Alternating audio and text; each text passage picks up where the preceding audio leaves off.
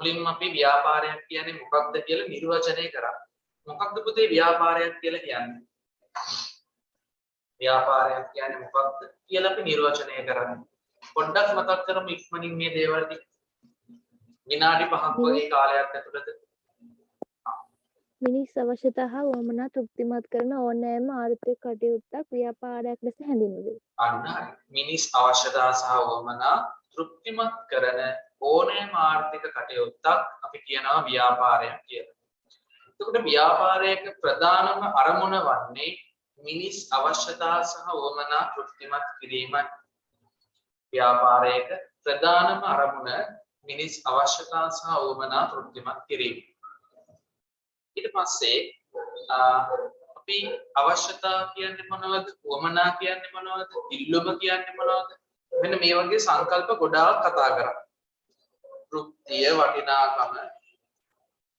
right. ඊට පස්සේ එතනින් එහාට ගිහිල්ලා අපි නිෂ්පාදිත කියන සංකල්පය ගැන කතා කරා. නිෂ්පාදිත. ඊට පස්සේ මේ නිෂ්පාදිත අපි වර්ග කරා. right. නිෂ්පාදිත අපි ප්‍රධාන වශයෙන් ස්පර්ශ කිරීමේ හැකියාව මත ආකාර දෙකකට වර්ග කරා. නිෂ්පාදිතයක් කියලා කියන්නේ පුතේ මිනිස් අවශ්‍යතා සහ වමනා තෘප්තිමත් කර ගැනීම සඳහා තියෙන ඕනෑම දෙයක්. ව්‍යාපාරයක් කියන්නේ ඕනෑම කටයුත්තක් කියලා කිව්වා. නිෂ්පාදිතයක් කියන්නේ මිනිස් අවශ්‍යතා සහ වමනා තෘප්තිමත් කරන ඕනෑම දෙයක්. ඊට පස්සේ මේ නිෂ්පාදිත අපි ප්‍රධාන වශයෙන් කොටස් දෙකකට බෙදුවා. ස්පර්ශ කිරීමේ හැකියාව මත භාණ්ඩ හා සේවා කියලා. භාණ්ඩ කොටස් දෙකකට බෙදුවා. කල් පැවැත්ම අනුව කල් පවතින සහ කල් නොපවතින. භාවිතය අනුව පාරිභෝගික භාණ්ඩ සහ කාර්මික භාණ්ඩ. පාරිභෝගික භාණ්ඩ කියලා කියන්නේ පහසු භාණ්ඩ, සාප්පු භාණ්ඩ, විශේෂිත භාණ්ඩ සහ නොසෙවූ භාණ්ඩ. කාර්මික භාණ්ඩ කියන්නේ ද්‍රව්‍ය හා කොටස්, සැපයුම් ද්‍රව්‍ය හා කොටස්, ප්‍රාග්ධන අයිටම්, සැපයුම් ද්‍රව්‍ය හා ව්‍යාපාරික සේවා. ඊට පස්සේ නැවත සේවා කොටස් දෙකකට බෙදුවා. භාවිතය අනුව වාණිජ සේවා සහ ඍජු සේවා කියලා. දැන් මතක් වුණාද අපි අන්තිමට නවත්තපු තැන? ඔව් සර්. හරි. එතකොට මට කියන්න අපි කොතනද පුතේ හරියටම නැවතුනේ? උපකාරක සේවා හඳුන්වලා නැවතුවා. උපකාරක සේවා හඳුන්වලා නැවතුවා. හරි. එතකොට උපකාරක සේවාවක් කියන්නේ ව්‍යාපාර කටයුතු කරගෙන යාමේදී සහාය වෙන සේවාවක්. මේ සේවාවන්ට උදාහරණ තමයි බැංකු, රක්ෂණය, ප්‍රවාහනය, sannivedana, ගබඩා කරන්නේ. right. ඊට පස්සේ අපි එතනින් එහාට කතා කරා ඍජු සේවා. ඒක කතා කරාද? ඍජු සේවා? නෑ. හරි. එහෙනම් අපි ලියමු ඍජු සේවා. ඍජු සේවා කියලා කියන්නේ එක් පාර්ශවයක් විසින් තවත් පාර්ශවයකට සපයන සේවාවන් වලට අතරමැදියන් භාවිතා කරන්නේ නැතුව ඍජුවම සපයන සේවාවන් වලට අපි කියනවා ඍජු සේවා කියලා. බලන්න මෙහෙම එනම්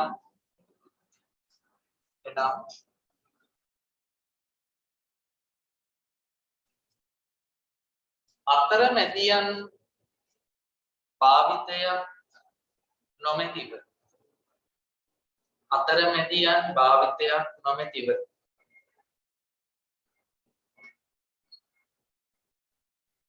එක් පාර්ශවයක් විසින් තවත් පාර්ශවයකට සපයන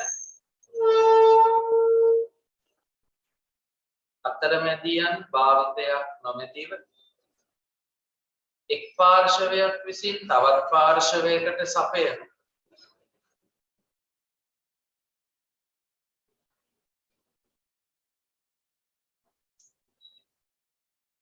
සේවා ඍජු සේවා ලෙස හැඳින්වේ.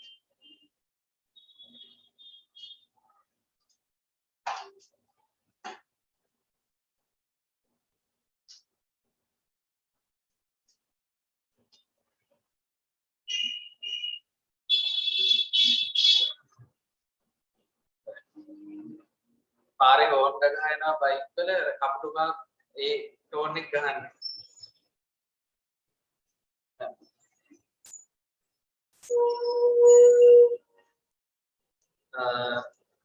උදාහරණ ඔයගෙ ලිව්වද ඍජු සේවාව කියන බලන්න ඍජු සේවාවක් කියන්නේ මොකක්ද කියන්නේ? අතරමැදියම් භාවිතයක් නොමැතිව එක් පාර්ශවයක් විසින් තවත් පාර්ශවයකට සපයන සේවා ඍජු සේවා ලෙස හැඳින්වේ. ඊට පස්සේ ඍජු සේවාවලට උදාහරණ ලියමු. වෛද්‍ය සේවය නීතිඥ සේවය වෛද්‍ය සේවය නීතිඥ සේවය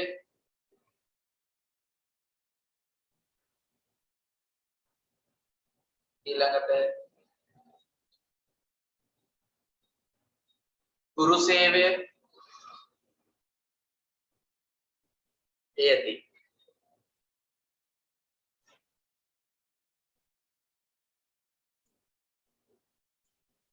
ඊළඟට කියන්න පුතේ මේ තියෙන වාක්‍ය ඔන්න පාඩම සම්බන්ධ කරන තවත් ස්ථානයක්.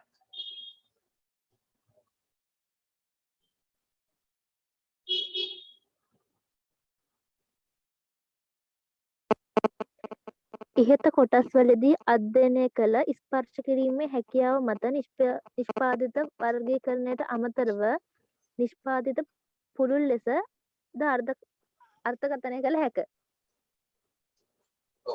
නිෂ්පාදිත අපි පුතේ කලින් වර්ග කරේ පටු ආකාරයකට. නිෂ්පාදිත කියලා කිව්වහම අපි කලින් වර්ග කරේ භාණ්ඩ හා සේවා කියලා විතරයිනේ. නමුත් නිෂ්පාදිත කියන්නේ භාණ්ඩ හා සේවා විතරක් නෙවෙයි. නිෂ්පාදිත කියලා කිව්වහම භාණ්ඩ සේවා අදහස් ඉසව් සිද්ධි ක්‍රියාකාරකම් දේපල මේ වගේ අයිටම් රාශියක් තියෙනවා. අන්න නිෂ්පාදිත කියලා කියන්නේ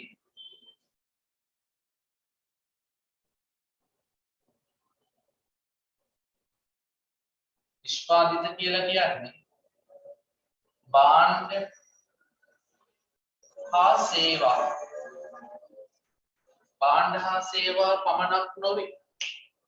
නිෂ්පාදිත කියලා කියන්නේ භාණ්ඩ හා සේවා පමණක් නොවේ. නිෂ්පාදිත කියලා කිව්වහම භාණ්ඩ සේවා අදහස් සංවිධාන බලන්න මේ යටින් දීලා තියෙනවා ටියුට් එකේ.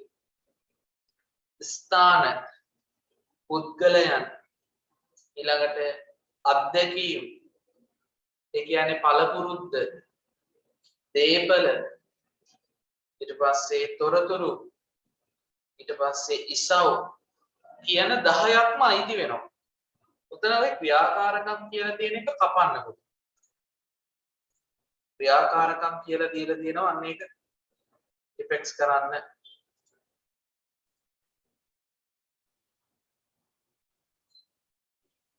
මේ ක්‍රියාකාරකම් කියන එක අයින් කරන්න.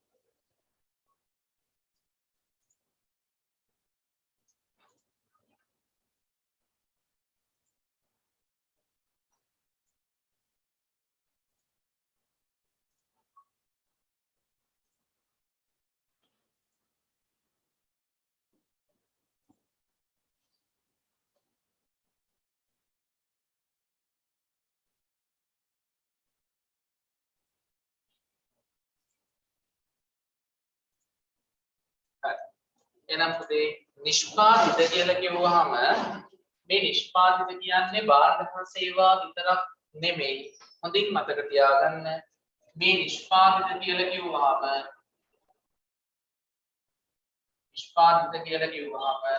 අලෙවි අයිටම 10ක් අදාළ වෙනවා. අලෙවි අයිටම 10ක් අදාළ වෙනවා. right. අලෙවි අයිටම කියන්නේ විකුණන්න පුළුවන් දේවල්. විකුණන්න පුළුවන් දේවල් විදියට භාණ්ඩ හා සේවා විතරක් නෙමෙයි තියෙන්නේ.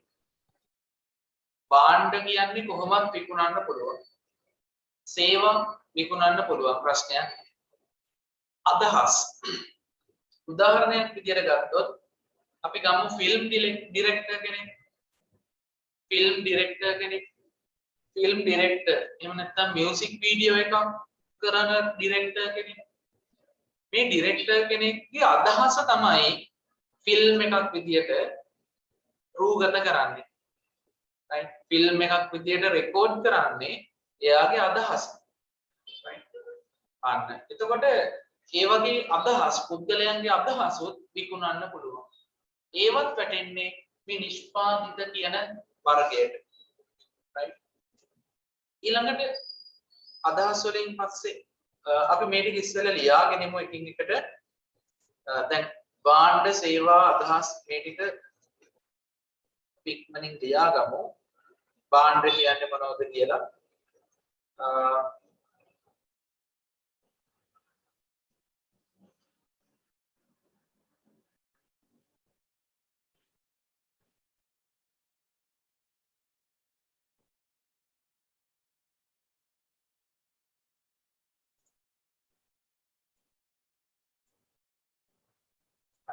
දැන් ඔයාලට පේනව නේද පුතේ ස්ක්‍රීන් එක?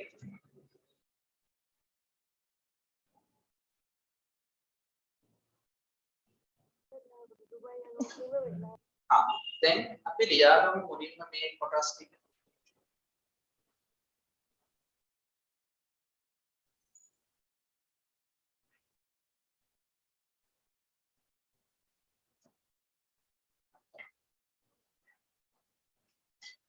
භාණ්ඩ කියලා කියන්නේ එතකොට මිනිස් අවශ්‍යතා සහ වමනා සපුරාලන භෞතික පැවැත්මක් ඇති ස්පෘශ්‍යද මිනිස් අවශ්‍යතා සහ වමනා සපුරාලන භෞතික පැවැත්මක් ඇති ස්පෘශ්‍යද අපි කියනවා භාණ්ඩ කියලා.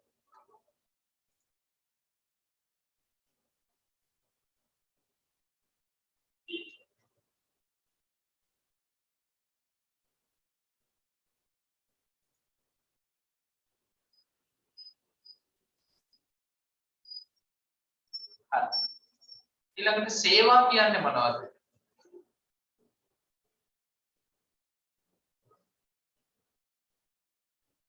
සේවා කියන්නේ මොනවද? මිනිස් අවශ්‍යතා හා උවමනා ඉටු කරන්න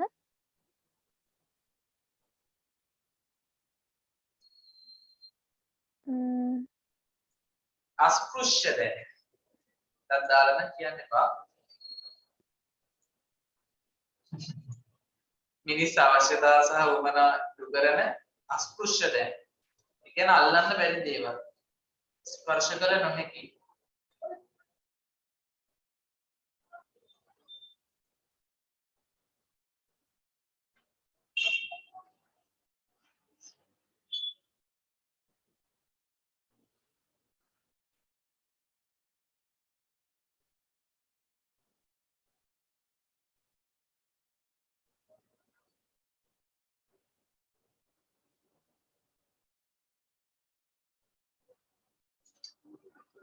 හරි.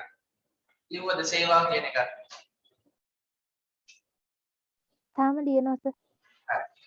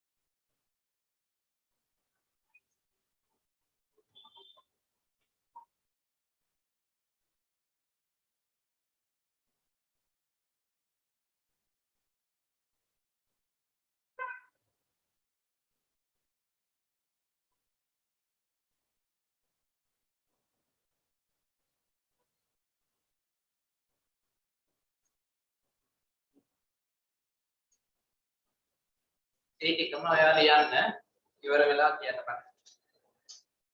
ඒක ලේසි. හා සර්. දැන් දෙක ලියුවා නේද? ඒ කියන්නේ සේවා ලියලා නෙමෙයි. ඔව් සර්.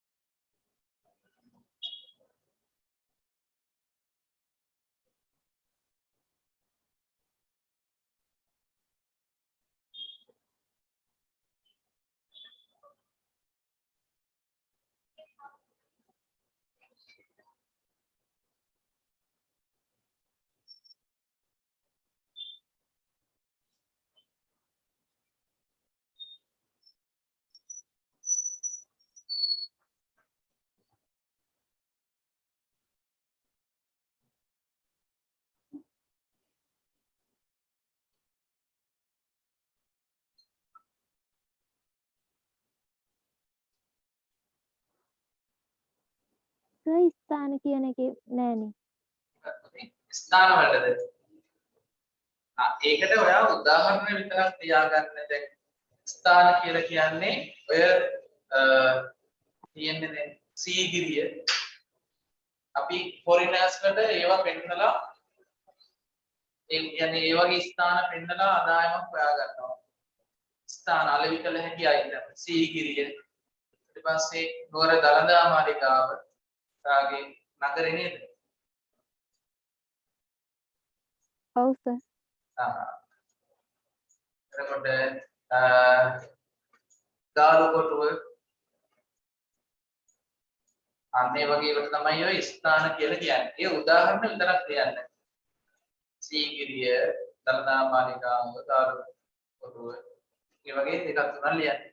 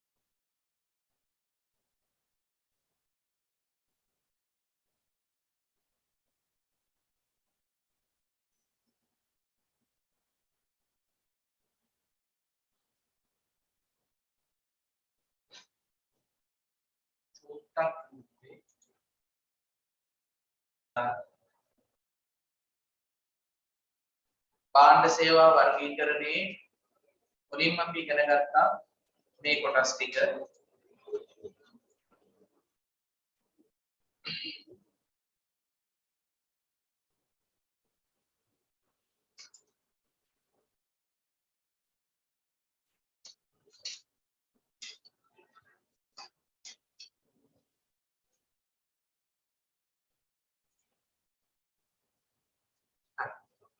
ඊට පස්සේ අදහස්. එහෙනම් අදහස් කියන්නේ පුතේ මොනවද? කියමු බලන්න.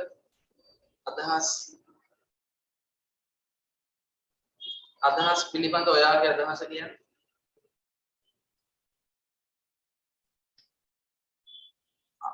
අදහස් කියන්නේ මොනවද? වෙළඳපළට ඉදිරිපත් කරන නිෂ්පාදකයා තුල හටගන්නා අලෙවි කළ හැකි ආකාරයේ සිතුවිලි. උදාහරණ කෑමට පෙර මිනිත්තුවක් අත්සේදීම. හරි. එතකොට ඒක අදහසක්. එතකොට ඒ තුලින් තමයි මෙයාලා ඔය සැනිටයිසර්ස් ඒ වගේ hand wash items මේව විකුණ ගන්න. right. කෑමට පෙර මිනිත්තුවක් අත සෝදන්න කියලා ටීවී එකේ ඇඩ් එකක් දාලා මේක පෙන්නනවා. එතකොට මිනිස්සු පුරුදු වෙනවා මේ අත හොදන්න නිකන් බෑනේ එතකොට. එහෙනම් hand wash එකක් එහෙම නැත්නම් වෙනම soap එකක් පාවිච්චි කරන්න. ඊළඟට ස්ථාන විදියට මම කිව්වේ අපිට අලෙවි කළ හැකි ස්වරූපයෙන් තියෙන ස්ථාන. උදාහරණයක් විදියට ෆොරිනර්ස්ලා ලංකාවේ විසිට් කරන්න ආවම එයාලා බලන තැන් ටිකක් තියෙනවා. අන්න. එතකොට මේ ස්ථාන සියල්ලම අපිට ගන්න පුළුවන් උදාහරණ විදියට. ඊළඟට අත්දැකීම් කිසියම් කාර්යයක් සඳහා පුද්ගලයෙකු ලබා ඇති විශේෂඥ දැනුම. දැන් උදාහරණයක් විදියට කුමාර සංගක්කාර ලෝකේ ඉන්න හොඳ ප්‍රසිද්ධ ක්‍රිකට් ක්‍රීඩකයෙක්. එතකොට මේ කුමාර සංගක්කාරගේ තියෙන පුහුණුව, ඒ කියන්නේ එයාගේ තියෙන පළපුරුද්ද අපිට පුළුවන් අලෙවි කරන්න. ඒ වෙනුවෙන් එයාලා යනවා IPL පුහුණුකරුවන් විදියට, ඒ වගේම ලංකාවේ දේශීය තරඟවල පුහුණුකරුවන් විදියට අත්දැකීම් කොහොමද නිෂ්පාදිතයක් වෙන්නේ? ඉසව් කියන්නේ events. ඒ කියන්නේ පුතේ පුද්ගල අවශ්‍යතා ඉටු කිරීම හා සම්බන්ධ විවිධ අවස්ථා. උදාහරණයක් විදිහට ඔලිම්පික් උළෙල. ඒක ඉවෙන්ට් එකක්. වාර්ෂික සංදර්ශන. කානිවල්ස් කියලා අපි කියන්නේ annual carnivals. ඊට පස්සේ ප්‍රදර්ශන exhibitions. ඊළඟට පුද්ගලයන් මිනිස් අවශ්‍යතා සහ වමනා තෘප්තිමත් කිරීම සඳහා ඉදිරිපත් වන සුවිශේෂී හැකියා සහිත පුද්ගලයන්. උදාහරණයක් විදිහට මයිකල් ජැක්සන්, මිස්ටර් බීන්.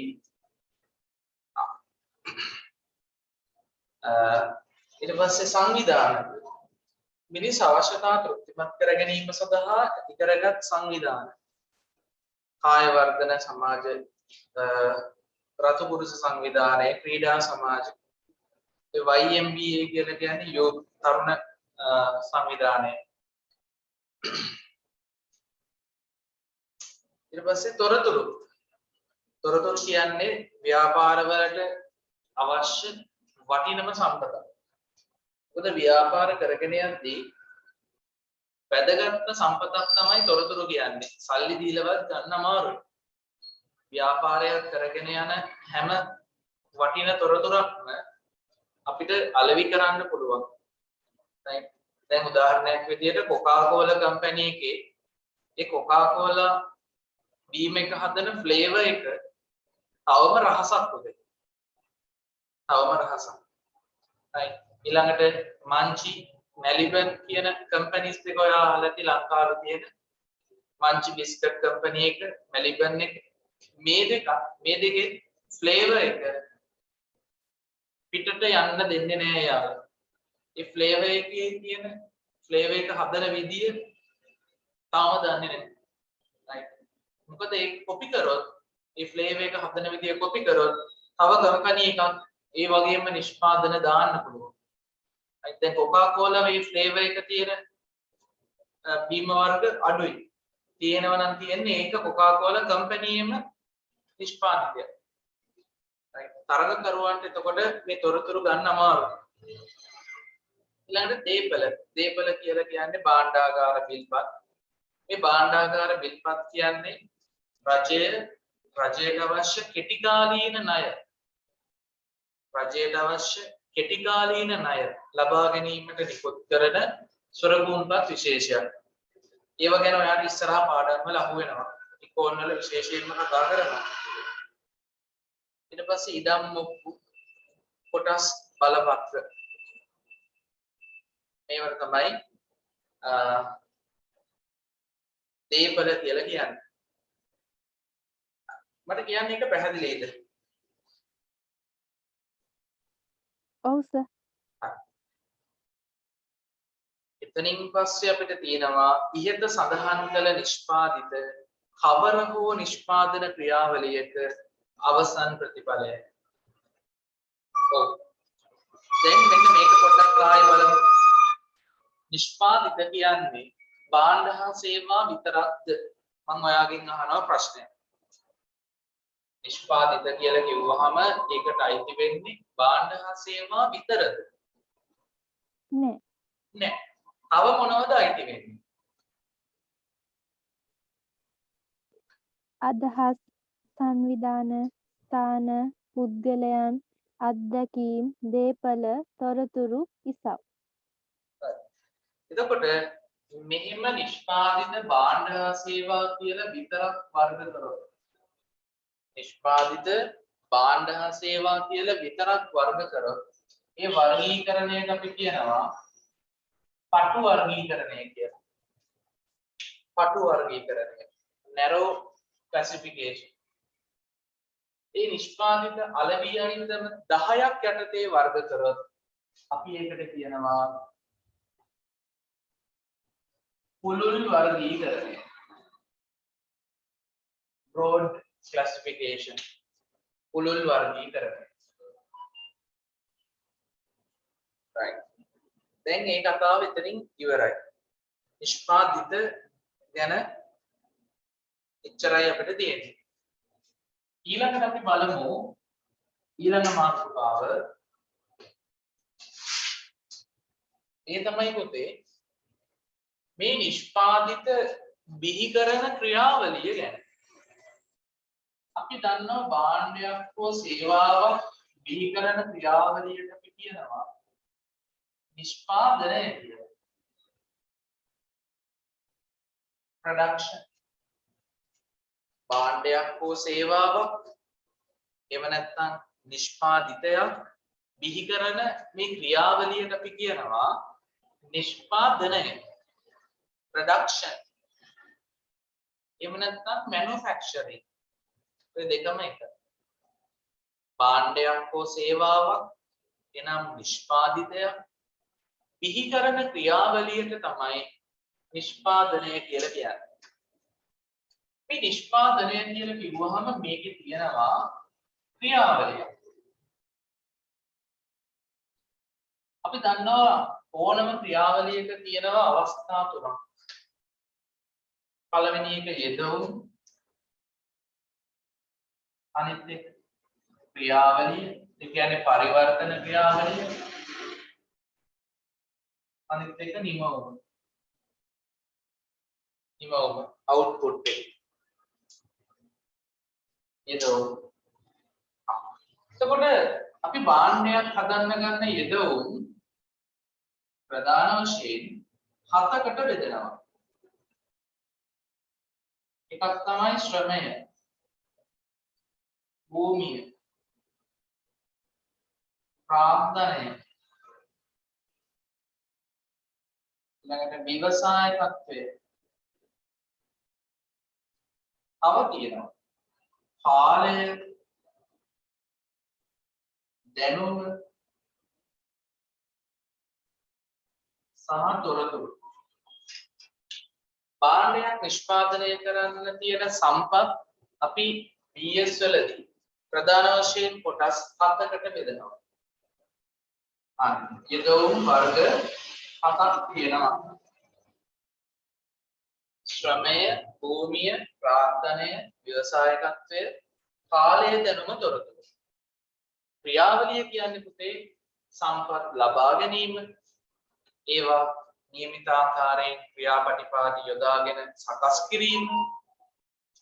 අන්න මේ වගේ දේවල්. නිමවුම වෙන්නේ භාණ්ඩ හා සේවා. භාණ්ඩ හා සේවා. ඒක තමයි නිමවුම. right. එහෙනම් අපි මේක ඉස්සෙල්ලා නිෂ්පාදනය කියන්නේ මොකක්ද කියලා හඳුන්වලිමු. නිෂ්පාදනය කියන්නේ බලන්න යුත් එක. නිෂ්පාදනය කියන්නේ සරලවම නිෂ්පාදිත බිහිකිරීමේ ක්‍රියාවලිය. නිෂ්පාදිත බිහිකිරීමේ ක්‍රියාවලිය. එතන ලියන්න පුතේ එනම්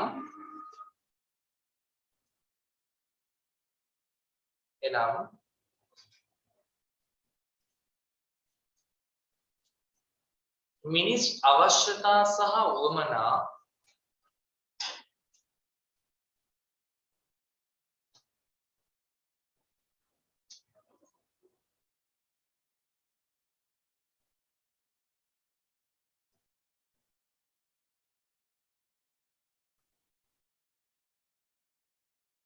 එනම් මිනිස් අවශ්‍යතා සහ උවමනා තෘප්තිමත්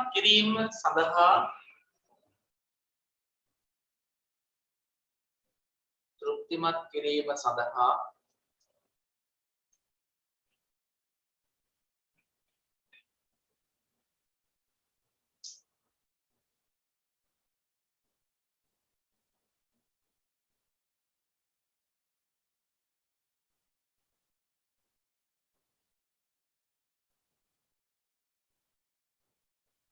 භාණ්ඩ හා සේවා බිහිකිරීමේ ක්‍රියාවලිය.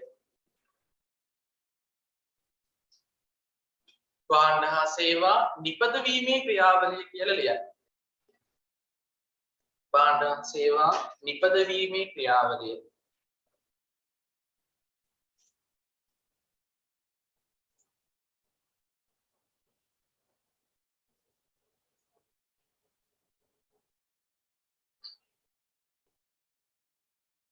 භාණ්ඩ හා සේවා නිපදවීමේ ක්‍රියාවලිය නිෂ්පාදනය ලෙස හැඳින්වේ.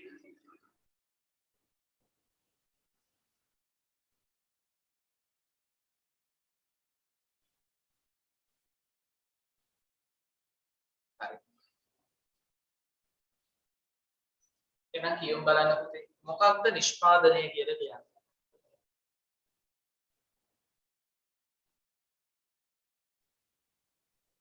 මිනිස් අවශ්‍යතා හා උවමනා තෘප්තිමත් කිරීම සඳහා භාණ්ඩ හා සේවා නිපදවීමේ ක්‍රියාවලිය නිෂ්පාදනය නම් වේ. අන්න. ඊට පස්සේ එහා පැත්තේ පිටුවට එන්න.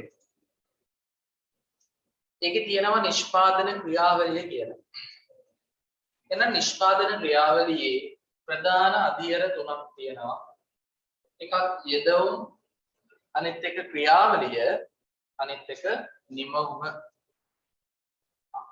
යෙදවුම් කියලා කියන්නේ ප්‍රධාන වශයෙන් ශ්‍රමය, භූමිය, ප්‍රාර්ථනය, ව්‍යවසායකත්වය, කාලය දැනුම තොරතුරු. ඔයාට මතකද ඉකෝන්වල අපි නිෂ්පාදන සම්පත් කියලා කිව්වේ? මේ පළවෙනි හතරට නේද? ඉකෝන්වල නිෂ්පාදන සම්පත් කියලා අපි හැඳින්වුවේ මේ පළවෙනි හතර නේද? නිෂ්පාදන සම්පත්. භූමිය, ශ්‍රමය, ප්‍රාර්ථනය සහ ව්‍යවසායකත්වය. අන්න. එතකොට ඉකෝන්වලදී තමයි නිෂ්පාදන සම්පත් හතරක් තියෙන්නේ. right? ඉකෝන්වලදී තියෙන්නේ හතරයි. නමුත් පුතේ BS වලදී යෙදවුම් විදියට අපි හතක් ඉගෙන ගන්නවා. ඒක හොඳින් මතක තියාගන්න. ඉකෝන්වලදී තමයි හතරක් තියෙන්නේ. BS වලදී හතයි. right? එහෙනම් ලියමු. උතන එක ක්‍රමය කියලා තියෙනවානේ. මේ යෙදවුම් වර්ග කරන්න පුළුවන් ක්‍රම තුනක් තියෙනවා. යෙදවුම් වර්ග කරන්න පුළුවන් ක්‍රම තුනක් තියෙනවා. ඒ පළවෙනි ක්‍රමය තමයි මෙන්න මේක. ඉස්සෙල්ලා එක ලියාගෙන ඉමු. යන්න ශ්‍රමය, භූමිය, ප්‍රාග්ධනය, ව්‍යවසාය තත්ත්වය, කාලය, දැනුම, තොරතුරු.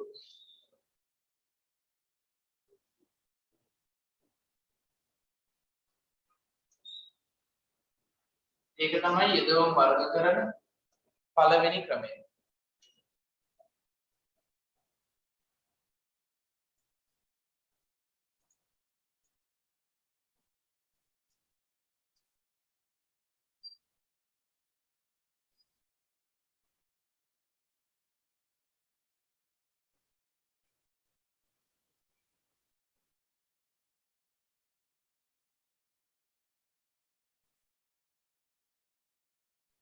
එතකොට සර් ක්‍රියාවලිය ක්‍රියාවලිය යටතේ ලියමු. පළවෙනි එක අමුද්‍රව්‍ය ලබා ගැනීම. අමුද්‍රව්‍ය ලබා ගැනීම.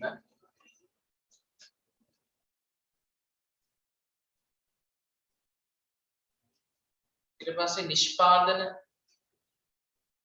ක්‍රම තීරණය කිරීම.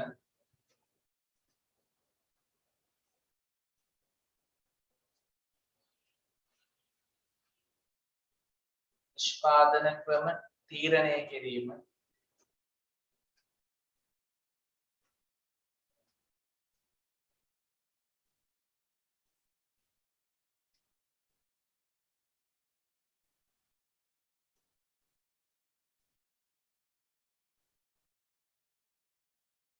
ඊට පස්සේ තුන්වෙනි එක ලියන්න.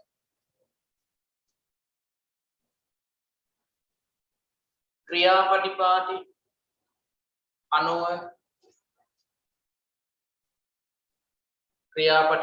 අනුව නිෂ්පාදන කටයුතු සංවිධානය කිරීම. ක්‍රියාපටිපාටි අනුව ක්‍රියාපටිපාටි කියන්නේ procedures. ක්‍රියාපටිපාටි අනුව නිෂ්පාදන කටයුතු සංවිධානය කිරීම.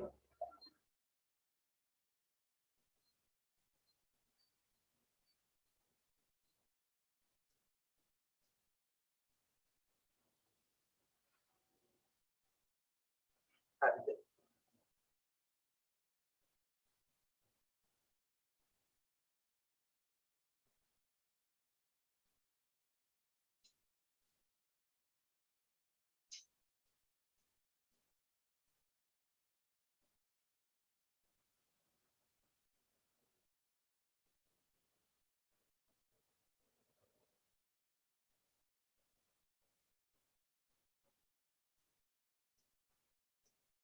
හරි නේද?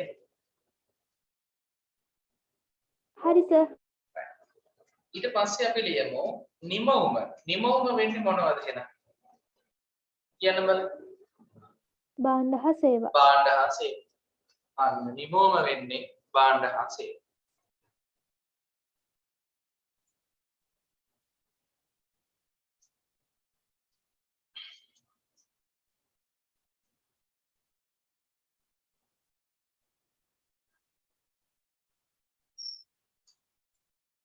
ඊළඟට මේ යෙදවුම් වර්ග කරන දෙවැනි ක්‍රමය තමයි M7 ක්‍රමය. උතන අංක 2 කියලා තියෙනවනේ. දෙවැනි ක්‍රමය කියලා. එතන අපි ලියාගමු M7 කියලා. මෙන්න මෙහෙම. දෙවැනි ක්‍රමය 7M.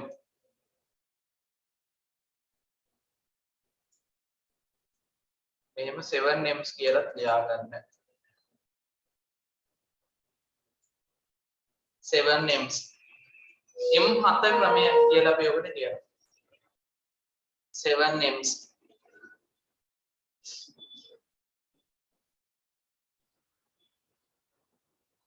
හරි. එතකොට මොනවද මේ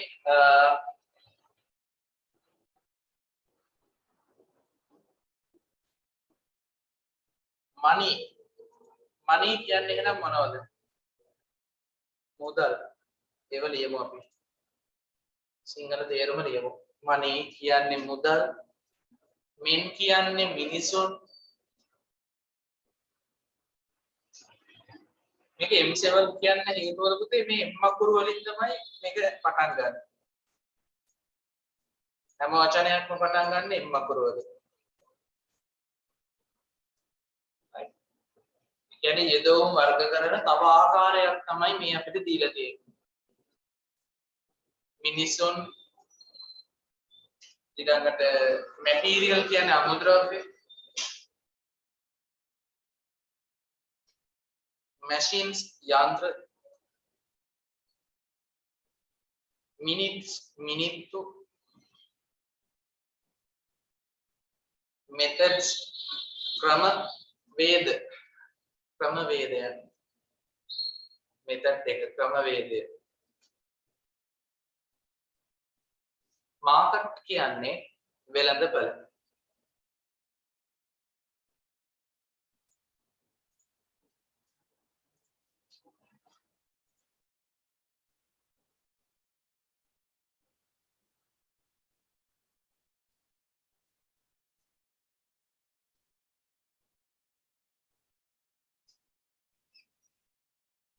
හරි.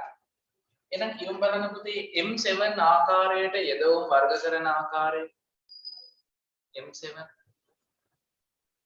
money මුදල්, men මිනිසා, material අමුද්‍රව්‍ය, machine යන්ත්‍ර, minute මිනිත්තු, methods ක්‍රමවේද, market වෙළඳපොළ. වෙළඳපළ. හරි. very good. ඊළඟට තුන්වෙනි ක්‍රමය තමයි මේ දීලා තියෙන්නේ. අපි ව්‍යාපාරයේ තියෙන සම්පත් එහෙම නැත්නම් යෙදවුම් වර්ග කරනවා මානව සම්පත්, මූල්‍ය සම්පත්, භෞතික සම්පත්, තොරතුරු සම්පත් සහ කාලය කියලා. ඒ විදිහට වර්ග කරන්න පුළුවන්. දැන් මෙතනදී ඔයා විශේෂයෙන් මතක තියාගන්න ඕන වෙන්නේ මේ පළවෙනි ක්‍රමය. නමුත් අර විදියටත් වර්ග කරන්න පුළුවන් කියලා මතක තියාගන්න. M7 කියලාත් වර්ග කරන්න පුළුවන්. තව මානව සම්පත්, භෞතික සම්පත් මෙහෙමත් පුළුවන්. හරි. දැන් අපි මේව එකින් එක නැවත විස්තර කරමු. මේ පාඩම සම්පූර්ණයෙන් හැම දෙයක් ගැනම විස්තරාත්මකව තියෙනවා. right කිසිම අඩුපාඩුවක් නැහැ පුතේ. පළවෙනි පාඩමෙන් ඔයාලට ES වල විශාල ප්‍රමාණයක් ආවරණය වෙනවා. මම ඊළඟට තියෙන ටියුට් වල කිසිම දෙයක් ලියන්න දාලා නැහැ. මොකද ඒ ටියුට් වල සාරාංශ කරලා හැම දෙයක්ම පැහැදිලිව තියෙනවා. මේක විතරයි අපිට මේ ලියන්න තියෙන්නේ පළවෙනි ටියුට් එක. right හරි. අපි දැන් මුලින්ම මේ යෙදවුම් ටික විස්තර කරමු. භූමිය ඉකෝන් වලදී ඉගෙන ගත්තා අපි මේ ඔක්කොම. right භූමිය කියලා කියන්නේ භාණ්ඩ හා සේවා නිෂ්පාදනය සඳහා යොදා ගනු ලබන සියලුම ස්වභාවික සම්පත් natural resources. right භාණ්ඩ හා සේවා නිෂ්පාදනය සඳහා යොදා ගනු ලබන සියලුම ස්වභාවික සම්පත් වලට තමයි අපි භූමිය කියලා කියන්නේ. හරි ඒක ලියමු එතනින්.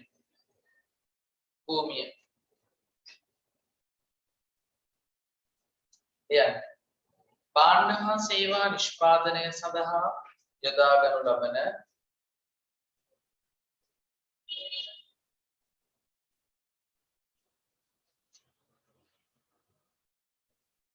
භාණ්ඩ හා සේවා නිෂ්පාදනය සඳහා යොදා ගනු ලබන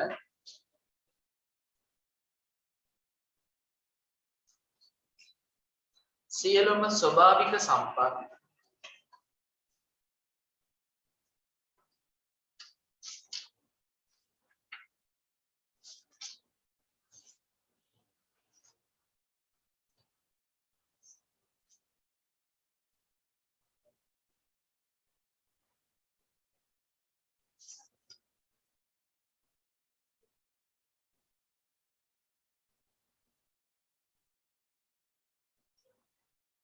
සියලුම ස්වභාවික සම්පත් භූමිය ලෙස හැදින්වේ.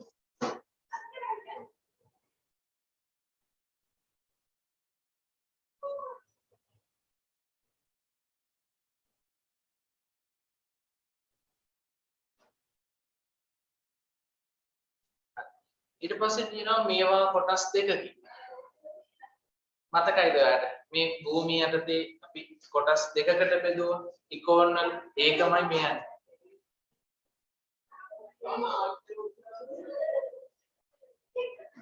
මොනවද පුතේ? ප්‍රතිස්ථාපනය කළ හැකි. මතකයිද?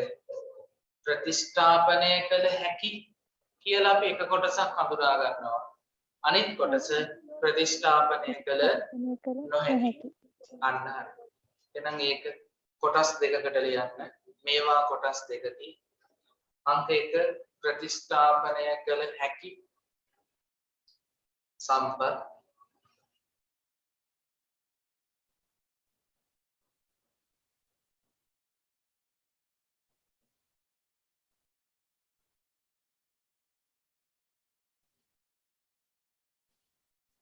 අංක 2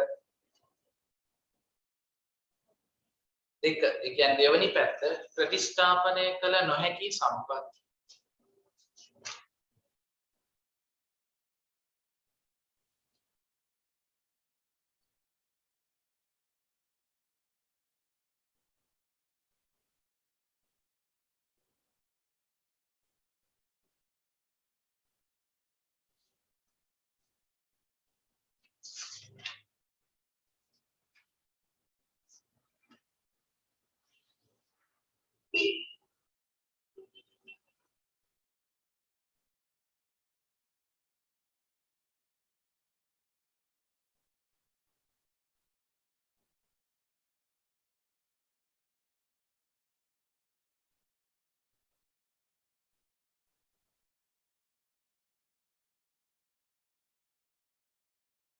හරිද? හරි සර්. ඊළඟට ශ්‍රමය. ශ්‍රමය කියන එකේ ලියන්න එනම් භාණ්ඩ හා සේවා නිෂ්පාදනය සඳහා යොදා ගනු ලබන භාණ්ඩ හා සේවා නිෂ්පාදනය සඳහා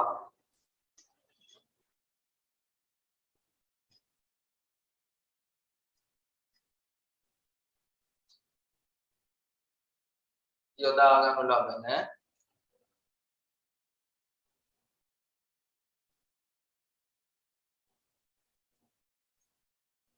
කායික හා මානසික වෙහෙස. කායික හා මානසික වෙහෙස. හොඳ අවධානයෙන් හරියටම ලියා ගන්න. භාණ්ඩ හා සේවා නිෂ්පාදනය සඳහා යොදා ගනු ලබන කායික හා මානසික වෙහෙස ශ්‍රමය ලෙස හැඳින්වේ.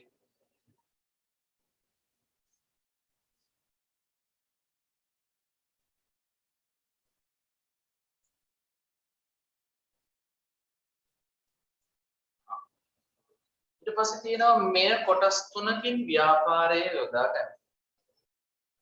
මේ ශ්‍රමය ප්‍රධාන වශයෙන් කොටස් තුනකින් ව්‍යාපාරය යොදා ගැනීම.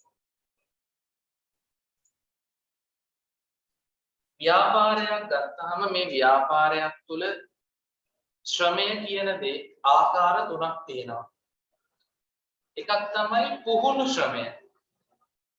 පුහුණු ශ්‍රමය. අංක 1 ලියන්න පුහුණු ශ්‍රමය.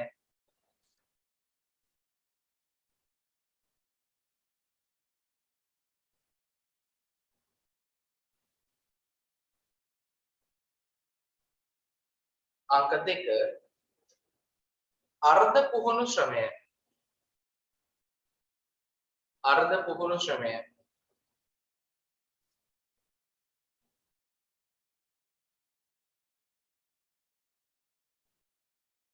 අංක 3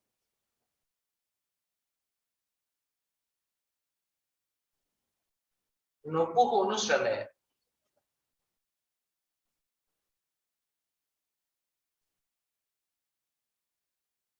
නොපුහුණු ශ්‍රමය. හරි. කියමු බලන්න පුතේ එහෙනම් ශ්‍රමය කියන්නේ මොකක්ද සහ ශ්‍රමය ආයතනයක තියෙන විවිධ ස්වරූප තුන.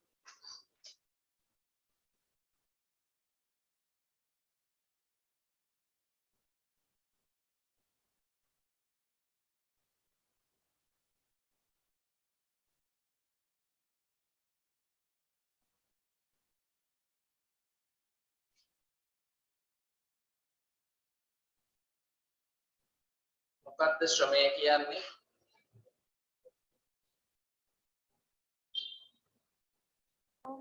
එනම් භාණ්ඩ හා සේවා නිෂ්පාදනය සඳහා යොදා ගනු ලබන කායික හා මානසික වෙහෙස ශ්‍රමය ලෙස හැඳින්වේ. හරි. ඒකේ ස්වරූප තුන ශ්‍රමය කිව්වහම මොනවද ඇති වෙන්නේ? පුහුණු ශ්‍රමය, අර්ධ පුහුණු ශ්‍රමය, නුපුහුණු ශ්‍රමය. හරි. පුහුණු කියන්නේ ඇත්තටම 100%ක්ම මේ සේවකයා මේ භාණ්ඩය නිෂ්පාදනය කරන විදිය දන්නවා. අර්ධ පුහුණු කියන්නේ එයා ඉගෙන ගන්න ගමන් ඉන්නේ. ඒ කියන්නේ ට්‍රේනින් කෙනෙක්. පුහුණු. අර්ධ පුහුණු කියන්නේ එයා ට්‍රේනින් ඉගෙන ගන්න ගමන් ඉන්නේ. නුපුහුණු කියන්නේ එයා කිසිම දෙයක් දන්නේ නැහැ. right?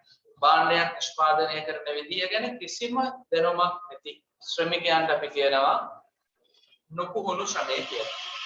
ඔය ශ්‍රමයේ වර්ග ආයතනවල තියෙන්න පුළුවන් එක විදියට. දැන් උදාහරණයක් විදියට මාස් හෝල්ඩින්ග්ස් කියන ගාමන්ට් එක. මේකේ පුහුණු ශ්‍රමය සාමාන්‍යයෙන් 90ක් විතර තියෙනවා. පුහුණු ශ්‍රමය. ඊට පස්සේ අර්ධ පුහුණු ඒ කියන්නේ ට්‍රේනින් අය 8ක් වගේ. අර්ධ පුහුණු. නොපුහුණු අය ඒ කියන්නේ මුකුත්ම බැරි අය සාමාන්‍යයෙන් ඉන්නේ 2ක් වගේ. එක ආයතනයෙන් ආයතනයට වෙනස් වෙනවා. සාමාන්‍යයෙන් පුහුණු ශ්‍රමය වැඩි වෙන තරමට ආයතනයට ඵලදායි. ඒ කියන්නේ යාළුවා වැඩ දන්නවනේ. පුහුණු ශ්‍රමය වැඩි කියන්නේ ආයතනයට ඒක වාසිදායකයි. නොපුහුණු ශ්‍රමය වැඩි කියන්නේ ආයතනයට ඒක පිරිවැය අධිකයි. මොකද පුරුදු නැති අයගෙන් හරියට වැඩක් කරගන්න අමාරුයි. එයාලට ගොඩක් වෙලාව යනවා. එයාලා වැඩක් කරන්න ගියාම වැරදීමට තියෙන ඉඩකඩ වැඩි. දැන් භාණ්ඩයක් හදනකොට වැරදි හදනවා නම් ඒක ආයතනයට පිරිවැයක්. right? ඒක නිසා මේ අර්ධ පුහුණු සහ නොපුහුණු ශ්‍රමය ගොඩක් ආයතන තියාගන්නේ හරිම අඩු ප්‍රමාණයක.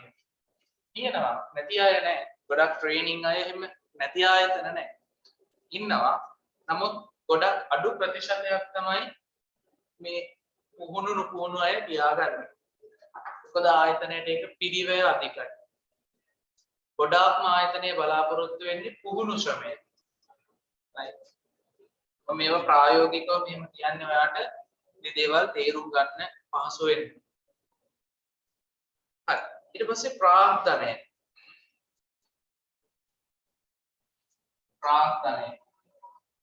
අපි ඔයාලට මතකද ඉක්කොන් වල නිර්වචනය ප්‍රාර්ථනය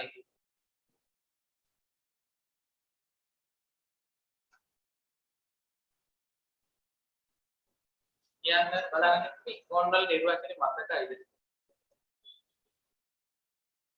නෑ සර්. නෑ කමන්නේ තාම ඒක අපි පටන් ගත්ත විතරයි. හැබැයි පාඩම් කරගන්න. එහෙනම් ප්‍රාර්ථනය කියන්නේ පුතේ භාණ්ඩ හා සේවා නිෂ්පාදනයට යොදා ගනු ලබන දෙයක්. භාණ්ඩ හා සේවා නිෂ්පාදනයට යොදා ගනු ලබන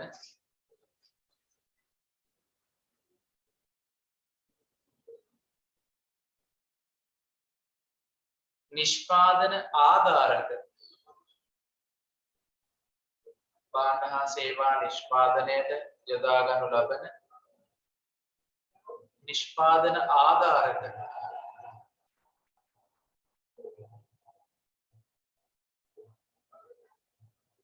අපි කියනවා ප්‍රාර්ථනය කියලා. භාණ්ඩ හා සේවා නිෂ්පාදනය සඳහා යොදා ගනු ලබන නිෂ්පාදන ආධාරක ප්‍රාර්ථනය ලෙස හැඳින්වේ.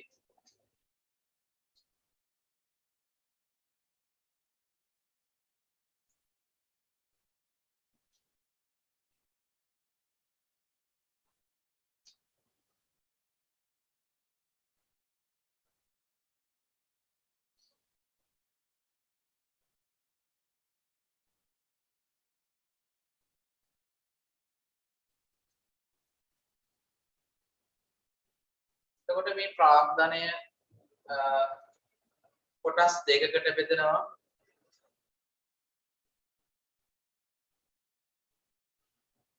එකක් ස්ථාවර ප්‍රාර්ථනය, අනිත් එක කාරක ප්‍රාර්ථනය. එකක් ස්ථාවර ප්‍රාර්ථනය, අනිත් එක කාරක ප්‍රාර්ථනය.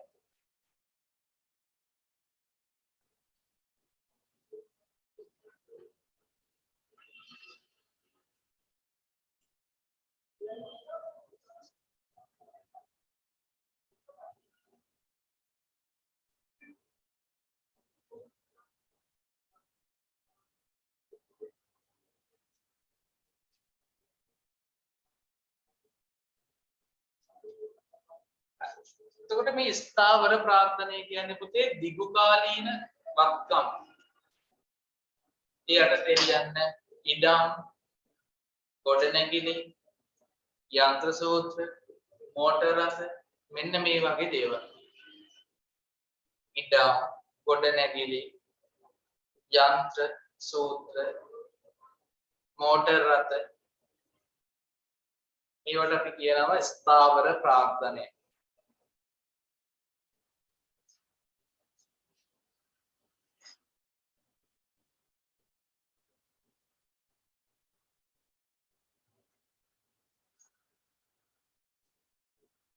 කාරක ප්‍රාර්ථනය පැත්තට යන්න මෙන්න මෙහෙම එක වාක්‍යයක් විදියට ලියන්න ඕන. කාරක ප්‍රාර්ථනය කියලා කියන්නේ එදිනෙදා මෙහෙයුම් කටයුතු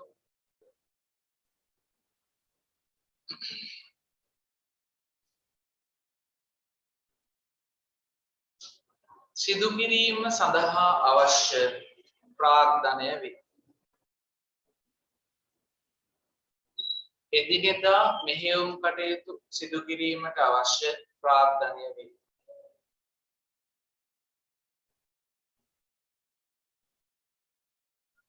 උදාහරණ ලියන්න මුදල්.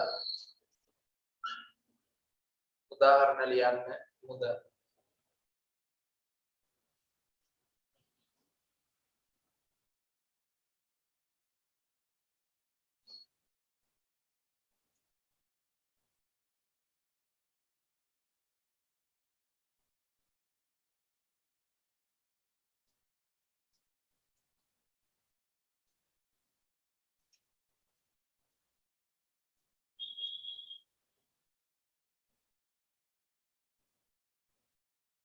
එහෙනම් මොකද පුතේ මේ කාරක ප්‍රාර්ථනය කියන්නේ?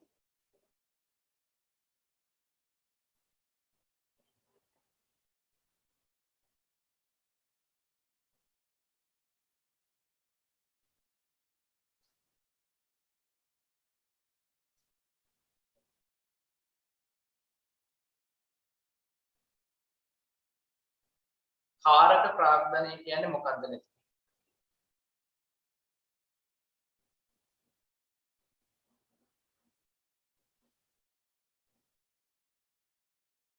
එදිනෙදා මෙහෙයුම් කටයුතු සිදු කිරීම සඳහා අවශ්‍ය ප්‍රාර්ථනය වේ. අන්න උදාහරණ මොනවද ලිව්වේ? මුදල්. අන්න දැන් අපි දන්නවා සාමාන්‍යයෙන් ව්‍යාපාරයක් කරගෙන යනකොට එදිනෙදා ව්‍යාපාර කටයුතු කරන්න අපේ අතේ මුදලක් තියෙන්න ඕනේ. ඒ කියන්නේ එදිනෙදා ව්‍යාපාර කටයුතු කරද්දී අපිට සිද්ධ වෙනවා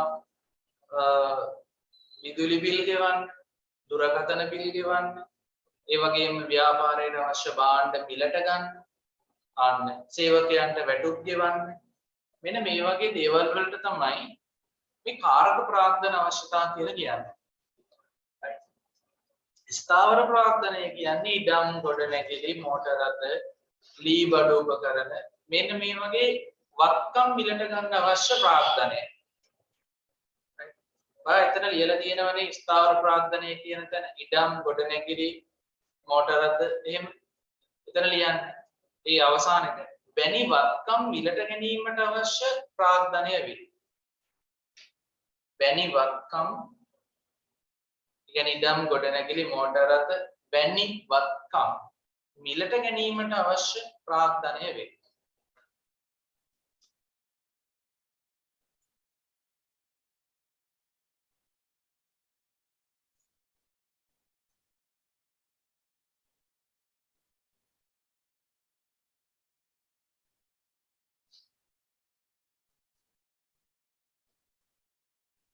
හරිද?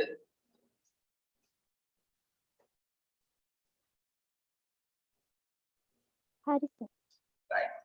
ඊට පස්සේ තියෙනවා ව්‍යවසායකත්වය entrepreneurship. ව්‍යවසායකත්වය ලියමු. ව්‍යවසායකත්වය කියන්නේ විසිරී පවතින නිෂ්පාදන සාධක. විසිරී පවතින නිෂ්පාදන සාධක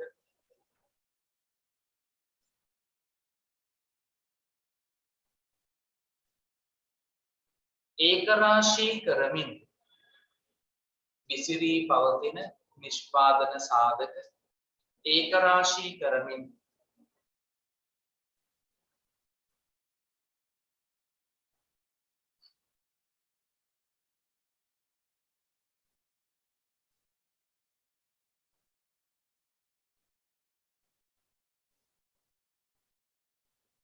අවදානම් දරමින්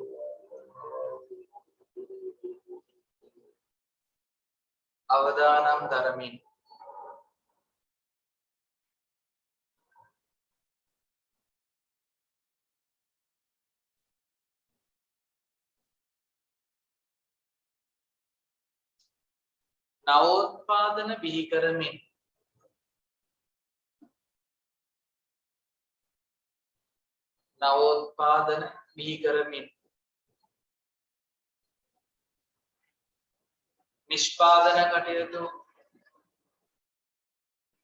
සංවිධානය කිරීම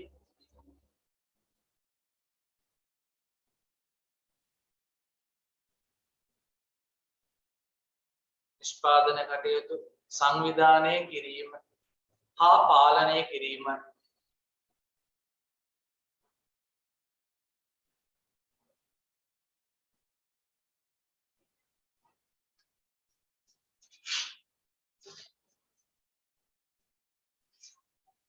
හරි. එහෙනම් ව්‍යවසායකත්වයේ කියන්නේ පුතේ විසිරී පවතින නිෂ්පාදන සාධක ඒකරාශී කරලා අවදානම් දරමින් නවෝත්පාදන බිහි කරමින් කරන්ට් එක ආවා.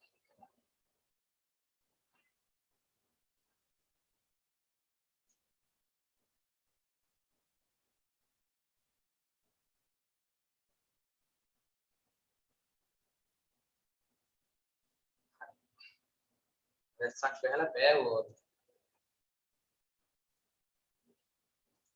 හරි. එතකොට ව්‍යවසායකත්වය කියන්නේ විසිරී පවතින නිෂ්පාදන සාධක ඒකරාශී කරමින් අවදානම් දරමින් නවෝත්පාදන බිහි කරමින් නිෂ්පාදන කටයුතු සංවිධානය කිරීම හා පාලනය කිරීමයි. ඒක ලිව්ව නේද පුතේ? ඔව් සර්. හරි. එතකොට ව්‍යවසායකත්වයේ ප්‍රධාන කාර්යයන් දෙකක් ඔය නිර්වචනය ඇතුලේ කියවෙනවා. මොකක්ද මේ ප්‍රධාන කාර්යයන් දෙක? ව්‍යවසායකත්වයේ ප්‍රධාන කාර්යයන් දෙක ඔය නිර්වචනය ඇතුලේ කියවෙනවා. විසිරී පවතින නිෂ්පාදන සාධක ඒකරාශී කරමින් හා අවදානම් දරමින් නවෝත්පාදනය බිහි කරමින්. අන්න හරි. එතෙන්දී එච්චර දුර කියන්න එපා. ව්‍යවසායකත්වයේ ප්‍රධානම කාර්යයන් දෙක වෙන්නේ අවදානම් දැරීම සහ නවෝත්පාදන බිහි කිරීම. right? ව්‍යවසායකයා කියන්නේ ඇත්තටම මේ ව්‍යාපාරවල අයිතිකරුටනේ. එතකොට අයිතිකරු ව්‍යාපාරය කරද්දී පුතේ අවදානමක් දරනවා. බිස්නස් එකක් කරනවා කියන එක ලේසි වැඩක් නෙමෙයි. බිස්නස් එකක් කරද්දී නොයෙකුත් අවදානම් වලට මුහුණ දෙන්න සිද්ධ වෙනවා. සොර සතුරන්ගෙන්, ස්වභාවික විපත් වලින්, ආර්ථිකමය වශයෙන්, දැන් ආර්ථිකමය වශයෙන් හොඳ අවදානම් ලංකාවේ මේ දවස්වල දකින්න පුළුවන්. විදුලිය කරන්ට් එක කපනවා, ඊට පස්සේ ගෑස් වලින් නිෂ්පාදනය කරනවා නම් ඒ සම්බන්ධව පිරිවැය වැඩි වෙනවා. මෙන්න අවදානම්. ඊට පස්සේ දැන් පාරිභෝගිකයන්ට භාණ්ඩවල මිල ඉහළ යද්දී එයාලගේ ඉල්ලුම අඩු වෙනවා. දැන් ලංකාවේ උද්දමන අනුපාතය 21.5. හරි. ඒ කියන්නේ මාසික උද්දමනය. මාසේ මුල රුපියල් 100ට තියෙන භාණ්ඩය මාසයේ අග වෙනකොට 120. අන්න ඒ වගේ උද්දමනයක් තියෙනවා.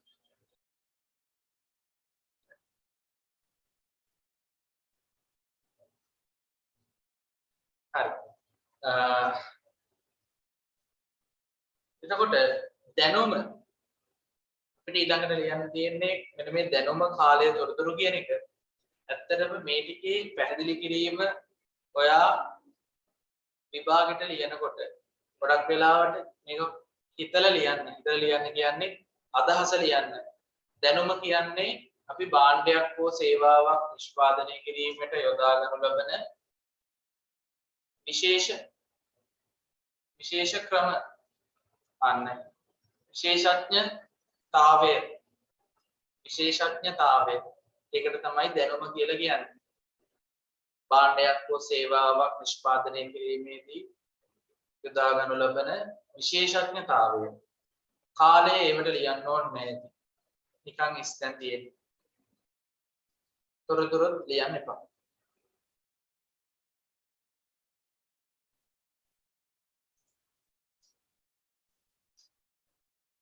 ඊළඟට පරිවර්තන ක්‍රියාවලිය කියවන්න බලන්න පුතේ.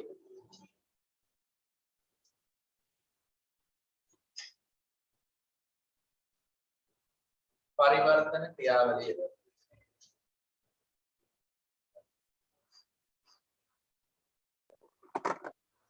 යෙදවුම් නිමවුම් බවට පත් කිරීමේ ක්‍රියාවලියයි. මෙය යෙදවුම් වලට වටිනාකමක් එකතු කිරීමේ ක්‍රියාවලිය ලෙසද හැඳින්වේ. එහිදී පහත දෑ සිදුවේ.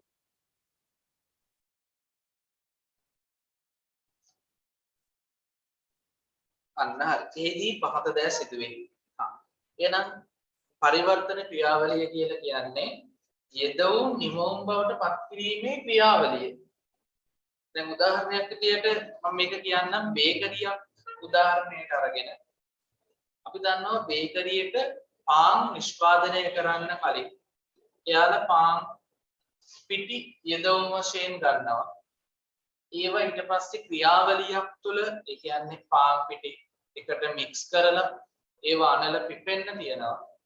ඊට පස්සේ පෝරණුවට දාලා එයාලා ඒවා බ්‍රෙඩ් මොනවද පුලුස්ස ගන්නවා. එතකොට එනවා අපිට අවසාන නිමවුම අන්න. එහෙනම් මේ වගේ හැම ව්‍යාපාරයක් තුළම කිසියම් ක්‍රියාවලියක් සිද්ධ වෙනවා. එහෙනම් මේ ක්‍රියාවලියට අයත් දේවල් ටික අපි ලියමු. පහත දෑ සිදුවේ. පළවෙනි එක ලියන්න නිෂ්පාදන ක්‍රියාපටිපාටි තීරණය කිරීම. නිෂ්පාදන ක්‍රියාපටිපාටි තීරණය කිරීම.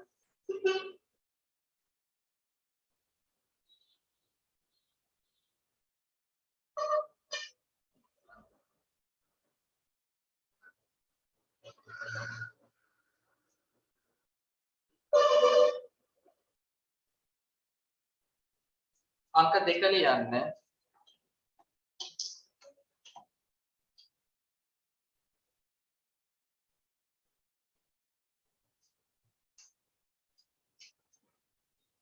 අවශ්‍ය යන්ත්‍ර උපකරණ තීරණය කිරීම. අවශ්‍ය යන්ත්‍ර උපකරණ තීරණය කිරීම.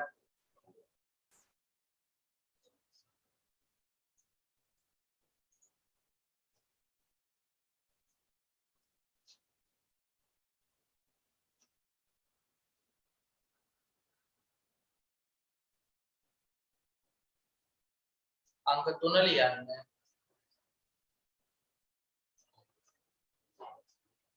අවශ්‍ය සේවක පිරිස තීරණය කිරීම.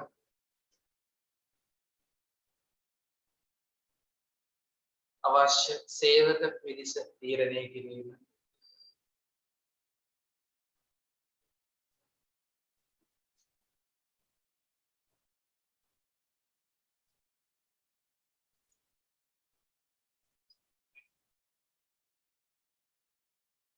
අංක 4 ලියන්න. නිෂ්පාදන කටයුතු පාලනය කිරීම.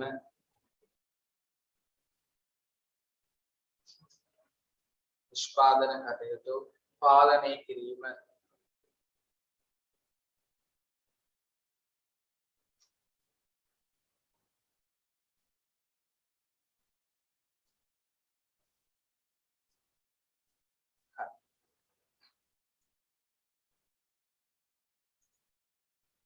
ඊළඟට තියෙනවා අවුට්පුට් එක නිමවම. එතකොට මේ නිෂ්පාදන ක්‍රියාවලිය අවසානයේදී අපිට ලැබෙන නිමවම වෙන්නේ භාණ්ඩ හා සේවා. නිෂ්පාදන ක්‍රියාවලිය අවසානයේදී අපිට ලැබෙන නිමවම වෙන්නේ භාණ්ඩ හා සේවා. එහෙනම් ලියන්න කියවන්න පුතේ ඒක කියන්න දෙයක් නැහැ.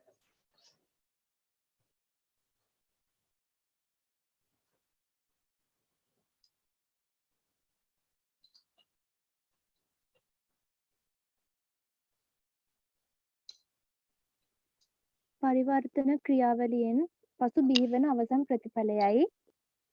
එනම් භාණ්ඩ හා සේවා මෙලෙස නිෂ්පාදන ක්‍රියාවලිය තුළින් ලබා ගන්නා නිමවුම ව්‍යාපාරය හෝ පුද්ගලයන් විසින් වෙළඳපොළ තුළ අලෙවි කරයි. අන්න ඒක වැදගත්. මෙලෙස නිෂ්පාදන ක්‍රියාවලිය තුළින් ලබා ගන්නා නිමවුම ව්‍යාපාර හෝ පුද්ගලයන් විසින් වෙළඳපොළ තුළ අලෙවි කරයි. එහෙනම් බලන්න ඊළඟ මාතෘකාව හැදෙන විදිහ වෙළඳපොළ.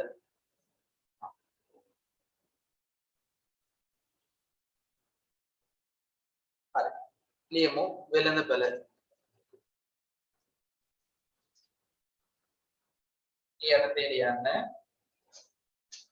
ගැනුම්කරුවන් සහ විකුණුම්කරුවන් හමුවන ගැනුම්කරුවන් සහ විකුණුම්කරුවන් හමුවන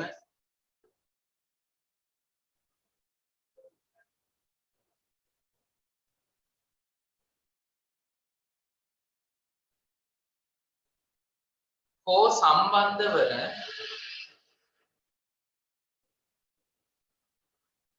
ගැනුම්කරුවන් සහ විකුණුම්කරුවන් හමුවන හෝ සම්බන්ධ වන ඕනෑම ආකාරයක්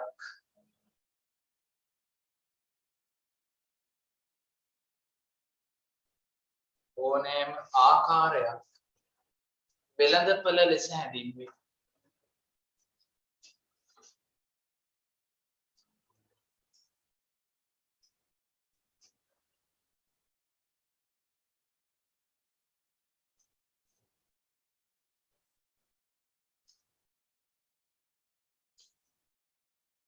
එතකොට ගැනුම්කරුවන් සහ විකුණුම්කරුවන් තමයි මේ වෙළඳපළක් තුළ ඉන්න පාර්ශව දෙක. මේ ගැනුම්කරුවන් සහ විකුණුම්කරුවන් සම්බන්ධ වන ඕනෑම ආකාරයක් අපි කියනවා වෙළඳපළක් කියලා. මේ වෙළඳපළ පුතේ ප්‍රධාන වශයෙන්ම අපිට කොටස් දෙකකට බෙදන්න පුළුවන්. ඒ කොහොමද? ගැනුම්කරු සහ විකුණුම්කරු කිසියම් නිශ්චිත ස්ථානයකදී හම් වෙනවා නම් අපි ඒකට කියනවා ස්ථානීය වෙළඳපළක් කියලා. ස්ථානීය වෙළඳපළ. එතකොට ගැනුම්කරු සහ විකුණුම්කරුවන් එහෙම නිශ්චිත ස්ථානයක හම් වෙන්නේ නැතුව මොකක් හරි ඉන්ටර්නෙට් එක හරහා වෙබ්සයිට් එකකින් සම්බන්ධ වෙනවා. ඒකට අපි කියනවා අවකාශ වෙළඳපළ කියලා. right? එහෙනම් ඔයාලට ඊට පස්සේ දීලා තියෙනවා මෙම වෙළඳපළ අනිශ්චිත ස්ථානයක් හෝ අවස්ථාවක් විය හැකිය. එතන ස්ථානයක් කියන තැන ලියන්න ගැනුම්කරුවන් සහ විකුණුම්කරුවන් හමුවන ගැනුම්කරුවන් සහ විකුණුම්කරුවන් හමුවන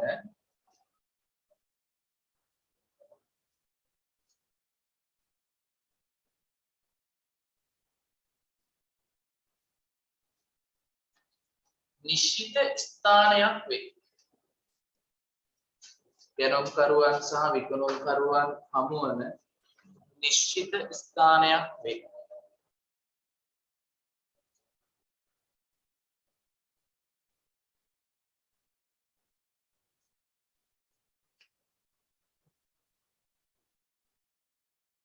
උදාහරණයක් විදිහට ලියන්න සුපර් මාකට් එක.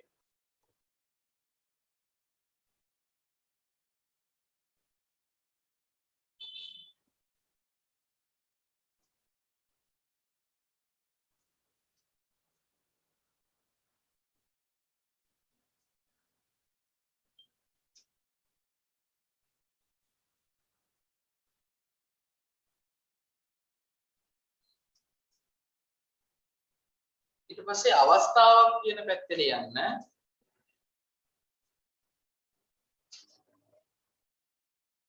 ගැනුම්කරුවන් සහ විකුණුම්කරුවන්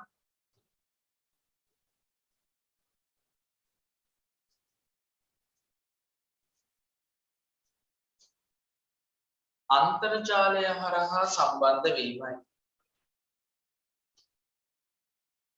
ගැනුම්කරුවන් සහ විකුණුම්කරුවන් අන්තර්ජාලය හරහා සම්බන්ධ වීමයි.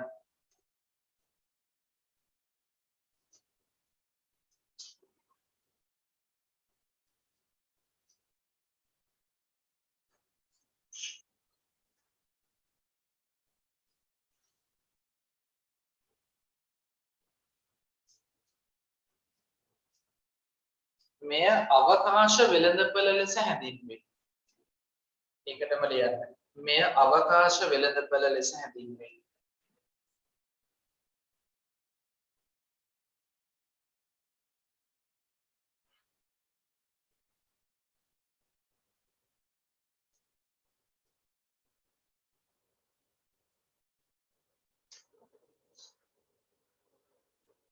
උදාහරණ ලියන්න. eBay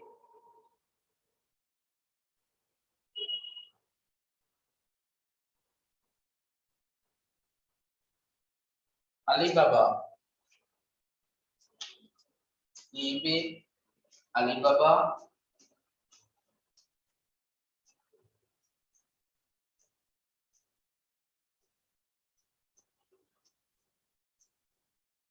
මෙන්න මේ වෙබ්සයිට් වලින් භාණ්ඩ හා සේවා මිලට ගන්න ගැනුම්කරුවන් හා විකුණුම්කරුවන් සම්බන්ධ වෙනවා.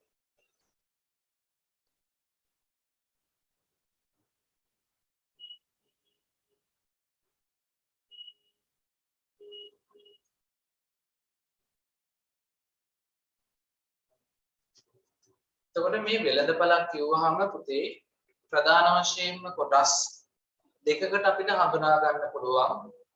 වෙළඳපළ නිශ්චිත ස්ථානයක් වෙන්නත් පුළුවන්. ඒක නිශ්චිත ස්ථානයක් නම් අපි ඒකට කියනවා ස්ථානීය වෙළඳපළ කියලා. ඒක ඔයා ලිව්වේ නැහැ ස්ථානයක් කියන පැත්තේ. එතන ලියන්න. උදාහරණ ලියලා නැත්නම් ඒ අටින් ලියන්න. මෙය ස්ථානීය වෙළඳපළ ලෙස හඳුන්වනවා. ස්ථානයක් කියන පැත්තේ අටින් ලියන්න. මෙය ස්ථානීය වෙළඳපළ ලෙස හඳුන්වනවා.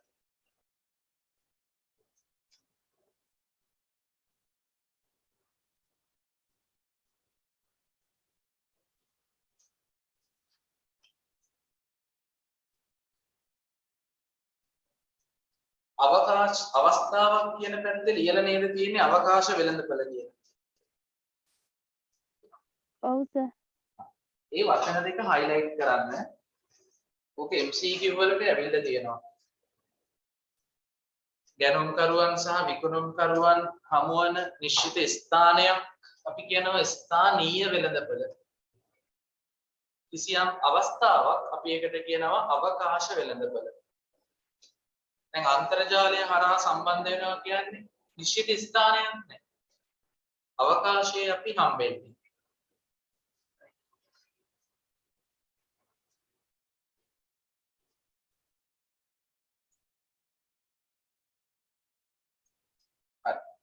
ඊට පස්සේ තියෙනවා යට වාක්‍යයක්. ආන්න එකක් කියන්නේ.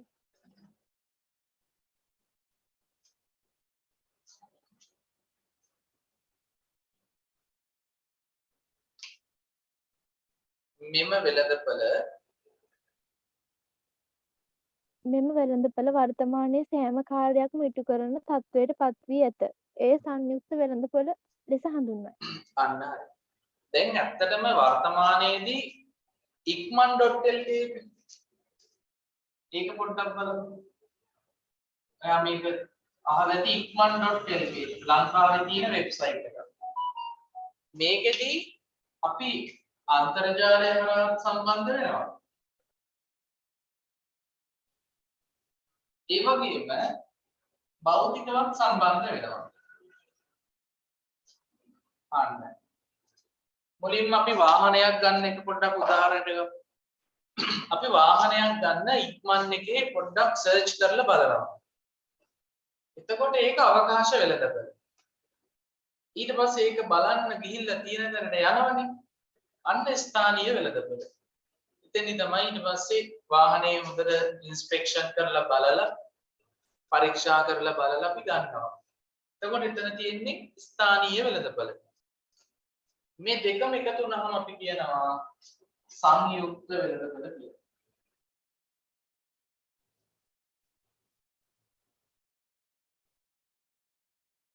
සංයුක්ත වෙළඳපොළ combined market. එතන ලියන්න මෙහෙම සංයුක්ත වෙළඳපොළ කියන තැන. ලියන්න ස්ථානීය වෙළඳපොළ සහ ස්ථානීය වෙළඳපොළ සහ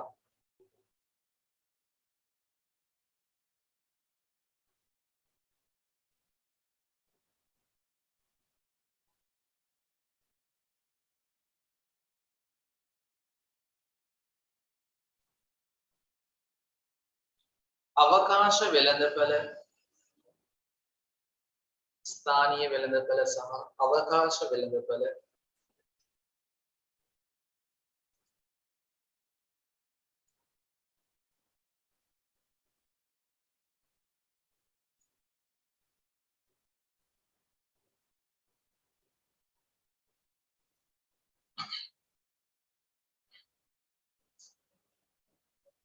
එකට ඒකාබද්ධ වීමෙන් සංයුක්ත වෙළඳපොළ නිර්මාණය වේ.